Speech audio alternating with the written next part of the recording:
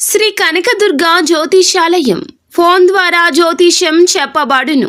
కుటుంబ సమస్యలు, వ్యాపార సమస్యలు, భార్యాభర్తల సమస్యలు, ఆరోగ్య సమస్యలు, సంతాన సమస్యలు, కోర్టు సమస్యలు, ఇలా మీరు ఎన్నో సమస్యలతో బాధపడుతున్నారా? ఒక్కసారి మా గురువు గారిని సంప్రదించండి. గురూజీ శివశక్తిరాజు. Phone number 9764639967. 100% స్త్రీ పురుష వశీకరణం చేయబడును. ధారాళంగా ఏడుస్తారు మీరు. ఏం జరగబోతుంది ఈ రోజున? ఎటువంటి ఫలితాలు అయితే కలగబోతున్నాయి? తదితర అన్ని వివరాలు కూడా వీడియోలో తెలుసుకుందాము. వీడియో మీకు నచ్చితే తప్పకుండా లైక్ చేయండి. మీ లైక్ మాకెంతో సపోర్ట్ అండ్ ఎంకరేజ్మెంట్ గా ఉంటుంది. ఇక ఆలస్యం అనేది ఏ మాత్రము కూడా లేకుండా మనం ఈ వీడియోలోకి వచ్చేద్దాము. ముందుగా వీరి గురించి తెలుసుకోవడం చాలా ముఖ్యమండి. ఎందుకంటే లక్ష్మీదేవి స్వరూపులు ఈ రాశి జాతకులు. ఎదుటి వారిని కష్టాలలో ఆదుకోవడం, సాయం చేయడం, మంచి మనసుతో మాట్లాడడం, నవ్వులు వారి మోము మీద ఎంత కష్టమైనా ఎట్టి పరిస్థితుల్లో ఉన్నా కూడా పోయించడం, ఎదుటి వారి కష్టాలకు ఆపన్న హస్తాన్ని అందించడం, అంతేకాకుండా నేను ఉన్నాను అంటూ భరోసా ఇవ్వడం, అందరి మంచి కోరుకోవడం, త్వరగా పరిచయస్కులైనా పాత పరిచయస్కులైనా చక్కగా పొందికగా మాట్లాడడం ఈ రాశి జాతకుల నైజము. మేలు చేసిన వారిని జన్మలో ఇక మరచిపోరు. కొత్త వారిని, పాత వారిని అందరినీ కూడా ఒకేలాగా చూస్తారు. ఎవరికి ఇవ్వాల్సిన గుర్తింపు వారికి ఇస్తూ ఉంటారు. కానీ కొన్నిసార్లు మనోచాంచల్యత ఎక్కువ ఉంటుంది. మాట విషయంలో అప్రమత్తత ఈ రోజున అయితే చాలా అత్యవసరము.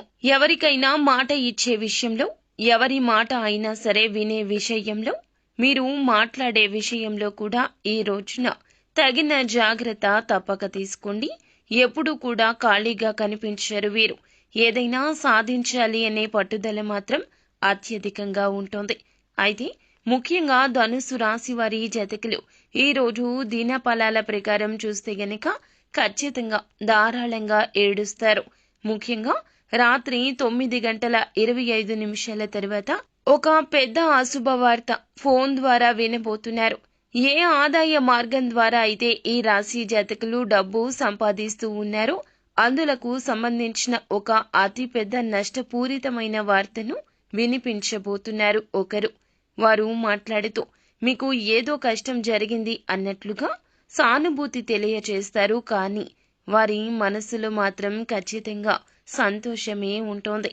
ఇది మనుషుల యొక్క స్వభావము. ఎలా ఉంటుందంటే మనం బాగుపడకపోయినా పర్వాలేదు, ఎదుటి వారు మాత్రం బాగుపడకూడదు.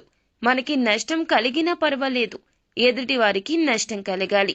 ఉన్నత స్థితికి ఎవ్వరూ రాకూడదు.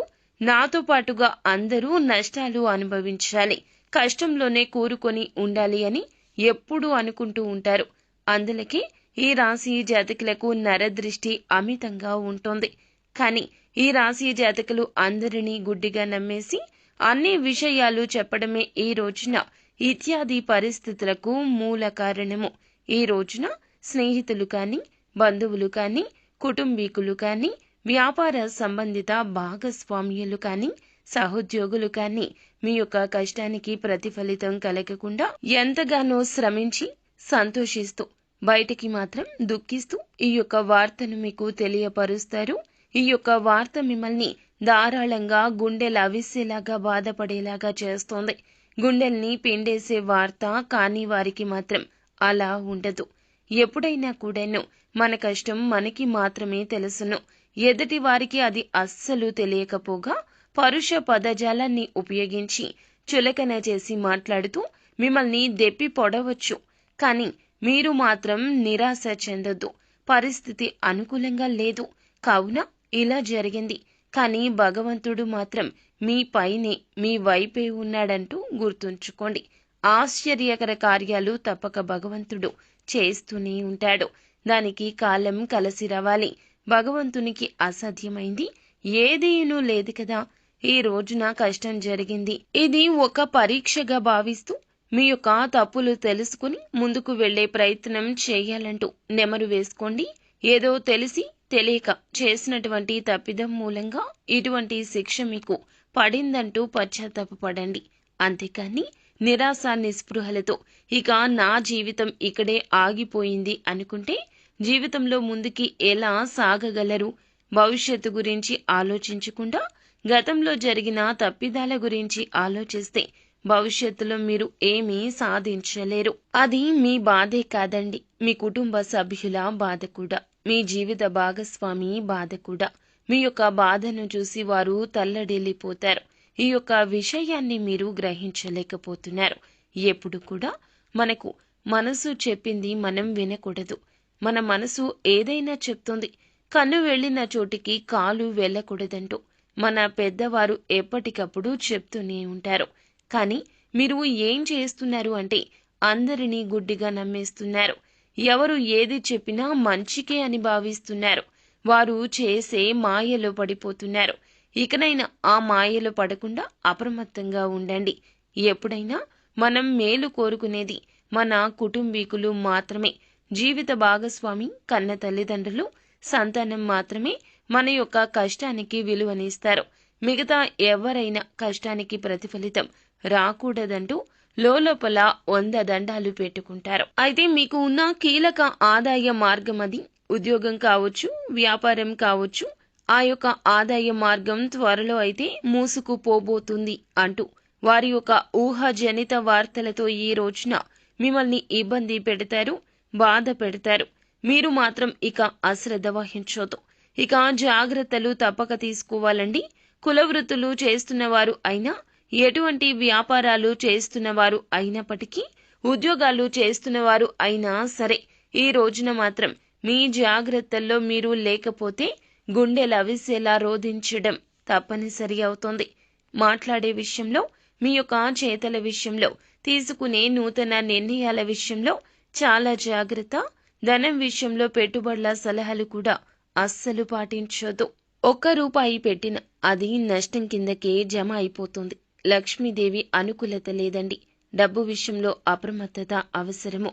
ప్రతి రూపాయి కూడా ఏదో ఒక విధంగా ఆగిపోవడం, మొండి బకాయిలు వసూలు కాకపోవడం, వస్తున్న ఆదాయం అనుకున్న చివరి క్షణంలో ఆగిపోవడం, రావలసిన ధనాన్ని ఎవరైనా సరే రాకుండా మిమ్మల్ని అడ్డుకోవడం ఇలా సంభవించవచ్చు.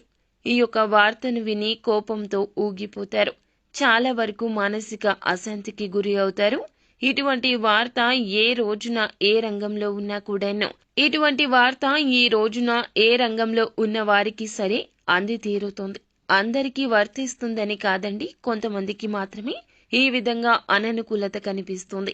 మిగిలిన అంశాలు చూస్తే మిశ్రమంగా ఉన్నాయి. వ్యాపారస్తులకు కొంచెంగా మిశ్రమ ఫలితాలున్నాయి. వ్యాపార జీవితం గురించి అయితే కీలక ఆలోచన చేస్తారు. అమలు విషయంలో కాస్తంత జాప్యం ఉంటుంది. తీసుకునే నిర్ణయం మీ యొక్క బంగారు భవిష్యత్తుకు తప్పక బాట అవుతుంది. కానీ ఇలా ఇబ్బంది పూరిత వార్త కాకూడదు. కావున చేసే ఆలోచన, సొంత నిర్ణయాలకు ప్రాధాన్యత ఇవ్వండి. భాగస్వామ్యులతో ఇదివరకు ఏమైనా విభేదాలు ఉంటే వాటిని పరిష్కరించుకునేందుకు మీకు మీరుగా ఒక అడుగు ముందుకు వేయండి. తప్పక మంచి ఫలాలు పొందుకుంటారు. అలాగే నిత్యము కూడాను శివ భగవానుని పూజించండి. విష్ణు సహస్రనామ పారాయణం మీకు మేలు కలగచేస్తుంది. మరింత అభివృద్ధి పొందుకుంటారు. అంతా మంచి జరుగుతుంది. శుభం భూయాత్.